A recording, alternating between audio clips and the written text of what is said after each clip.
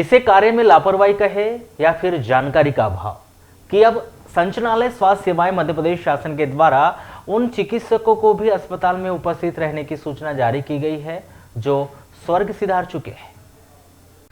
मध्य प्रदेश शासन संचालनालय स्वास्थ्य सेवाएं के द्वारा पूर्व में दिवंगत हो चुके चिकित्सक को 7 दिनों के भीतर मुख्य चिकित्सा अधिकारी ने न सिर्फ संपर्क करने के लिए कहा गया है बल्कि सीएचएमओ से संपर्क कर उन्हें 7 दिनों के भीतर दोबारा कार्य में उपस्थित होने के भी निर्देश जारी किए गए हैं। जारी किए गए इन निर्देशों में स्पष्ट कहा गया है कि यदि वे 7 दिनों के भीतर 26 मई तक सीएचएमओ से संपर्क कर कार्य पर उपस्थित नहीं होते हैं तो शासन के द्वारा एक पक्षीय कार्रवाई कर उनकी सेवा समाप्त कर दी जाएगी। आपको बताया कि संचालनालय स्वास्थ्य सेवाएं मध्य प्रदेश शासन के द्वारा लंबे समय से विभिन्न शासकीय अस्पतालों में अनुपस्थित रहने वाले करीब 162 चिकित्सकों की एक लिस्ट जारी की गई, जिसमें बालाघाट जिला चिकित्सालय में पदस्थ 4 चिकित्सकों के नाम भी शामिल हैं,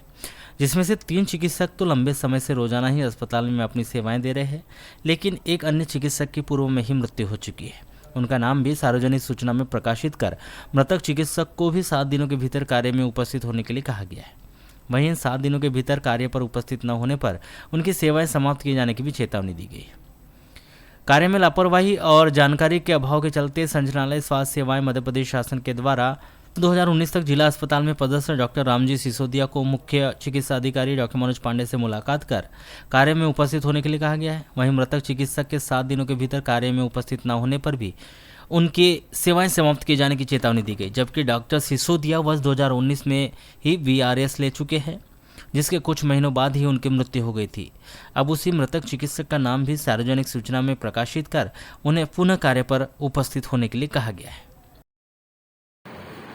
देखिए, इसमें क्या हुआ है कि जो डॉक्टर कई समय से अनुपस्थित हैं, यानी ज्वाइन करने के बाद कुछ लोग चले जाते हैं, कुछ पीजी करने चले जाते हैं, पोस्ट ग्रेजुएशन करने, और कुछ क्या होता है कि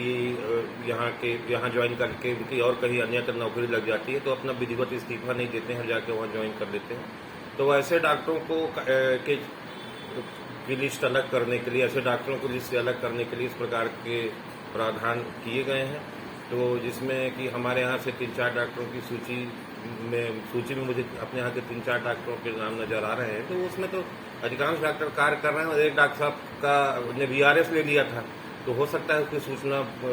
वरिष्ठ कार्यालय में नहीं हो और वीआरएस लेने के बाद में उनकी मृत्यु भी हो चुकी है। रिटायरमेंट कब हुआ था? वीआरएस कब लिया था? वीआरएस उन्होंने 2019-18 के आसपास, 18 के पहले ले लिया था मेरे ख्याल।